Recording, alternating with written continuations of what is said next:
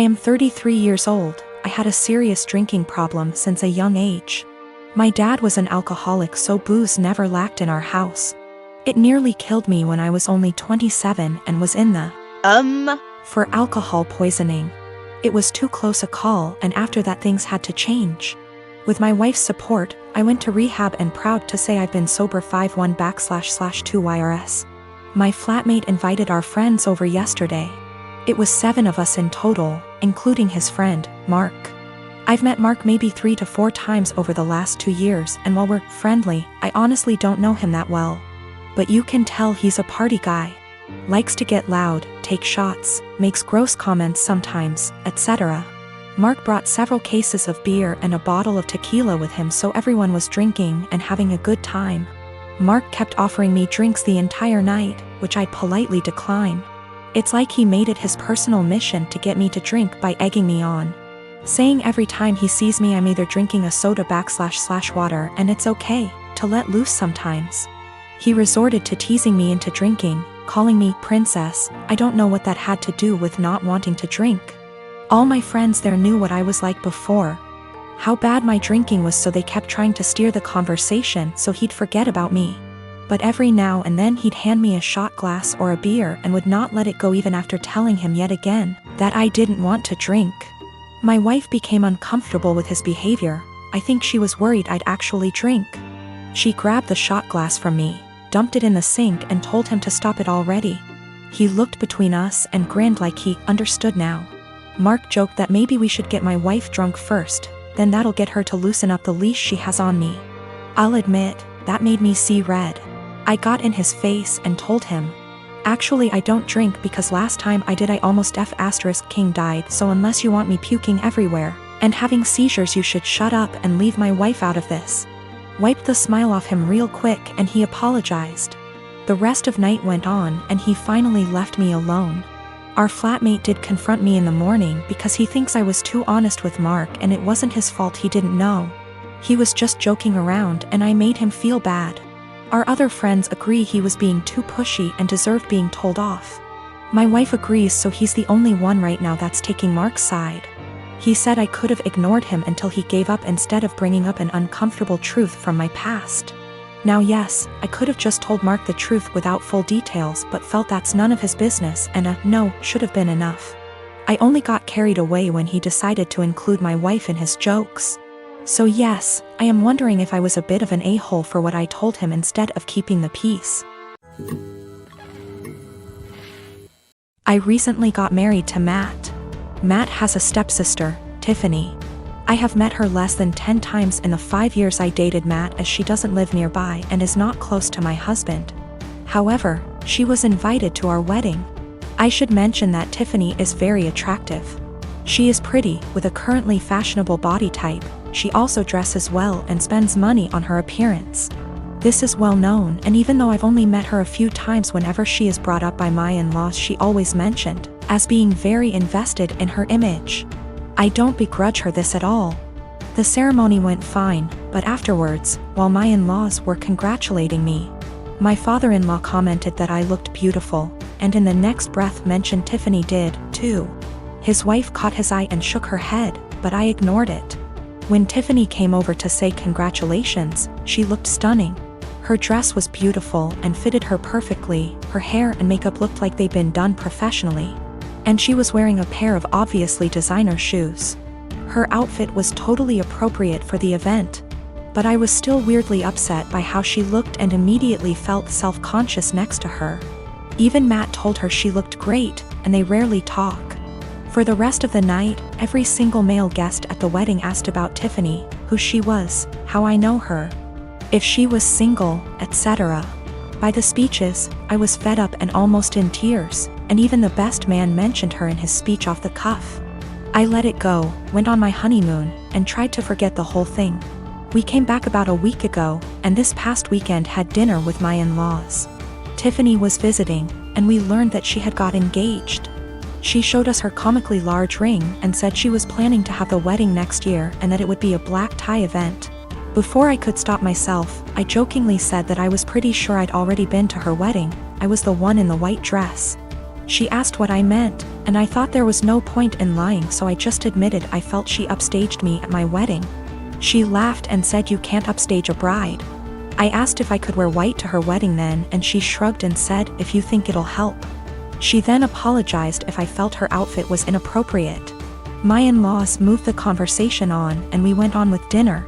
When we got home, my husband blew up on me, saying I embarrassed him by being petty and jealous of Tiffany. He said he doesn't even like her, but even he knows she can't do anything about what she looks like or the clothes she can afford. And I made myself look bitter and childish, and him by association. I admit it wasn't my best moment, but I thought he would at least understand how I felt given that he heard everyone's comments that night. He's demanding I apologize to Tiffany and his parents, but I don't think I said anything that heinous. I travel for work and my employer allows me to spend up to $100 / day on food. If I don't use it, I don't get to pocket the money. When traveling, I make sure to use the full $100 every day, so I'm eating very well. My wife is upset with me because I get to eat out for every meal at least 2 weeks a month. She says it isn't fair and I should just go to the grocery store and bring back food to my hotel. I've explained to her that it doesn't make sense since I don't get to keep the money if I don't use it. Every evening when I call her, she wants to know exactly what I ate. She can see the credit card statements reimbursed by employer, so she knows how much I spent. She'll see I spent $75 on dinner and start freaking out about how wasteful I am. I take her out for dinner at least 2 times a week when I'm in town, and she goes out several times a week with friends when I'm not in town. This whole thing just seems irrational, and it is really putting a strain on our relationship. I haven't gained any weight and am in great shape. I focus on quality of food much more than quantity. Most hotels have a small gym and / or a pool. I can't buy groceries or gift cards to bring home. It is against policy. I submit pictures of the receipts, so this wouldn't work. I track all my expenses and submit receipts for reimbursement weekly. I float the money for 7 days max. Usually I have around $3,000 to $4,000 in expenses per week, which we can make work without any issues since I pay for all my food, airfare, hotels, and car rentals myself. I collect an enormous amount of points and other perks. These points allow me to go on at least 2 vacations a year with my wife for next to nothing. We went to Spain early this year for 2 weeks and spent under $400 for the entire trip. Not using a company card is one of the best perks. Using a different credit card is not on the table. My wife and I have all our finances together. We both think it's important to be 100% transparent with money. We don't have any kids. She started a business selling Mary Kay a few years ago. She is working really hard to expand and find new customers. She likes the idea of being her own boss, and I try to do everything I can to support her. I'm rarely gone for 2 weeks at a time. Sometimes I'm gone for only 2 days. On average, a trip lasts 5 days, and I go on 3 a month. A lot are saying Mary Kay is a pyramid scheme. I don't really know that much about the details of the business. I see a lot of women selling makeup, candles, and diet-related products, so I thought this was normal. We've put in around $50,000 over the past 2 years. Most of the money goes towards buying inventory and training seminars. I'll have to do some research to see what is going on. My day-to-day is anything but glamorous. I've spent more time in the airport than I even care to think about. Things go wrong often on the logistical side. My work can be very stressful, but I've gotten very good at managing the workload. My boss encourages us to use the full expense amount. He understands the stress involved traveling so much. He's actually working on increasing the amount to $140 / day because of inflation.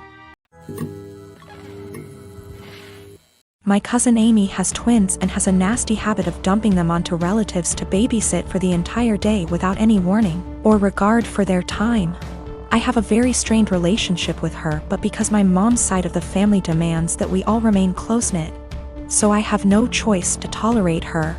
When she initially gave birth to them, she teased me that I'll have to take on babysitting duty from now on. I'm no good with kids, so I remarked to her that if I ever have them, I'll train them, not babysit. She brushed me off. The kids now are hella destructive and loud, pulling out stuffing inside furniture, holes inside walls, smashing anything glass and porcelain, screaming louder than a fire alarm. You name it. When it was my first turn to deal with them, I immediately walked with them to the store and grabbed the biggest bag of M&Ms I could find and trained them so that every time they follow my orders and behave, they get one. If they misbehave, I get one. Soon enough, every time the kids were dumped on me, they went with my guidelines and behaved. Whenever I say sit, they sit at the table. When I say stay, they don't leave that spot, etc. 2 days ago there was a party planned with the whole extended family. I know, pandemic. Didn't want to, but mom insisted, and I grabbed the M&Ms since the twins were there. Arrived, twins were being so destructive, an entire tray of food was spilled. That all the adults had enough and yelled at Amy to control them. She vomited the same excuse of them just being kids and they'll grow out of it eventually. I shouted the twins' names and shook my M&Ms bag. They came running over to me and I popped 6 pieces into my mouth for their misbehavior. I told them to go clean up the mess or no candy all night. They do so. Halfway through the party, every time something similar came up or they just weren't behaving, I was the one able to calm them down.